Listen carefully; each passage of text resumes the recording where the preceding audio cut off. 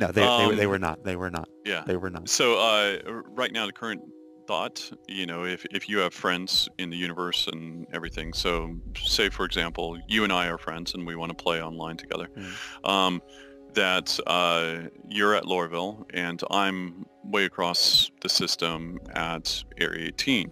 Well, I'll see where you're at.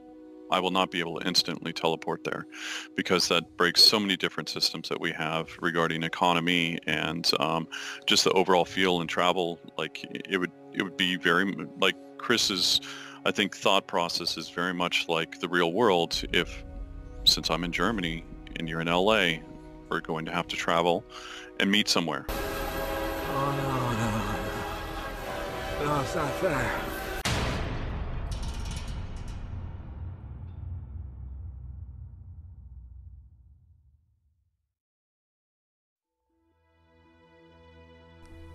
Hey everybody, this is Minion Soldier, and this is the Piracy Show, and I am slightly mystified. I watched that Ask the Devs, and when they talked about the agent smithing, I went, oh, okay, cool. This is going to be something that a lot of people are into. This is going to be a worthy question to ask. And they said, well, you can't teleport onto that ship and then basically, move your character from one spot in the universe to the other at the snap of a fingers. You can't do that, so that's not going to be allowed. And I kind of, I was kind of taken aback by that answer, and not because we should be allowed. No, of course not. Of course we shouldn't be allowed to do that. But my interpretation of the agent smithing thing was always, if I have an NPC crew member on my ship, someone could, through the group system, join my crew, and then they could temporarily take over that NPC, not move themselves like the character, but they could basically play as that NPC. They'd still be earning me money and working for me, and then I would have to transfer them funds if we had come to some arrangement, but they were going to play as an NPC on my ship and not play as themselves. That was my interpretation of this system. I had never figured that we were going to be able to just simply instantly teleport our character from one place to another. So I'm wondering if this was the person who had asked the question, if this was their original interpretation, or if this still leaves open the door to agent smithing as an NPC and not as yourself. Because I had always figured that it was the latter, that you could basically take over an NPC and play as them, but you could not play as yourself. So you couldn't earn money as yourself. You couldn't complete contracts as yourself. The most you could do is render a service as an NPC aboard that ship while you were logged on as that NPC, and then someone could forward you money for those services for playing as that NPC. Now, a lot of you know that while I have been, in the best possible interpretation, cautiously optimistic of NPC characters aboard ships, I've also been slightly dubious of them. And I always thought, okay, well, if this allows me to bring other people onto the ship, then sure. But at the very least, I'd always looked at NPCs and said, well, you know what? I'll put them in heavy armor, I'll give them short range, hard hitting weapons, and I'll just use them as security patrol aboard my ship. Just make them into red shirts, basically. And just have them guarding my ship, making sure no one's sneaking aboard or boarding the ship or whatever, and, acting in that capacity. Possibly working on turrets, but who knows? I was going to wait and see how that system fleshed out, and at the very least, the NPCs that I do currently have were going to be ship security. But the idea that someone could basically kind of agent smith them and take them over and play as them, that was, of course, my interpretation of it, was just an added bonus. So, I mean, this isn't really a response that disappoints me, because I never really thought it was going to be that. But I wonder if this totally closes the door as someone jumping in and then playing as that NPC. Because if you break it down like that, if you let someone play as the NPC and not as themselves, then they can't complete contracts as the NPC. They can't earn money as that NPC, because that NPC would technically be like a cash drain, if anything, on your ship, because you would have to pay that NPC or pay for the upkeep, whatever, on that NPC. So they would simply be there to render a service, and then maybe you could forward them money, like, oh, let's say such and such agrees to operate the turret on my ship for an hour, and I say, okay, I'll pay you 1,000 UEC for that, and he's like, okay, cool, that's fair, or whatever, you know, whatever it ends up being. And then after the agreed amount of time, I would just forward that person 1,000 UEC and just be like, thank you, and have a nice day.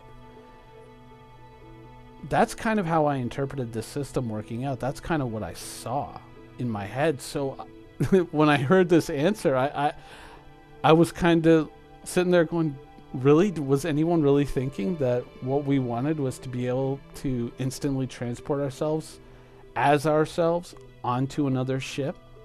I always thought that you were just going to take over one of those NPCs and just play as that NPC. I don't know. I mean, maybe you guys, you can tell me in the comments below if you interpreted it differently, but I know that there's probably a few people out there who are probably really depending on this system, at least in a way that I interpreted it, as a way to easily crew their ships, whether it be an 890 Jump or an Idris or something like that. There was probably a few people out there who kind of, I guess, using my interpretation of it, kind of built their ship and built their whole idea around that. And so I wonder if this is something that's going to affect a lot of people in a negative way. I mean, I don't think that it'll be something that's like game breaking, that people will react and be like, oh my god, this is my whole life and you just threw it on the floor and smashed it. No, but I wonder if there were people out there who really believed that you could just transport your character through the group system to another location, like this was WoW and we were going to go do a heroic together, and it's like, well, just join my group and I'll do a spell on the summoning stone and boom, you're here and we can go run the dungeon. Was anybody thinking that? All right, well, there has since been an update. This is from Reddit. This is Disco Lando replying to people's confusion regarding this topic, because clearly there is some. All right. There's been a fair bit of confusion over the years about what it means to Agent Smith an NPC. Originally, I believe it meant to remote control an NPC crew member belonging to one of your friends. Over the years, it has sometimes taken on a more literal meaning related to the movie, whereas your player character takes the place of an NPC teleporting across the universe. This most recently came up again several weeks ago after Kirk's response about being able to launch the game from your Spectrum contacts list and join your friends. These two different concepts have been used interchangeably with the term agent smithing, and I think we probably just took the teleport mechanic portion of it as the focus of the question as opposed to the remote control aspect of it. The teleporting your player character and taking the place of an NPC is a function we ruled out today. I'm pursuing more information about the controlling of NPCs and hope to have an update in the future. So possibly it's still on the table as an ability to remote control an NPC rather than teleport your character. That door is still open. So I think a lot of people are going to welcome that as good news. I don't think anybody really ever believed that that was going to be a thing except for crazy people. I mean, the ability to simply teleport your main character all over the place. I think there was a lot of misinterpretation of what Kirk Tomei originally said, and a lot of people probably took that agent smithing thing to be literal, whereas I think most people just went remote controlling an NPC. That's where their head was at. At least that's where my head has always been at on this topic. But it'll be interesting to see how this all shakes out. Hopefully remote controlling an NPC is going to be a thing. Anyways, that's the show for today. I hope you guys enjoyed it, and thanks for watching.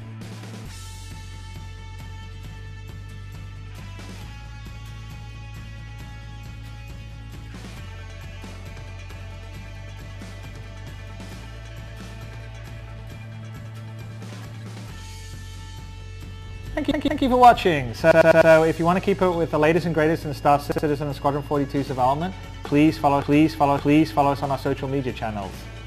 See you soon.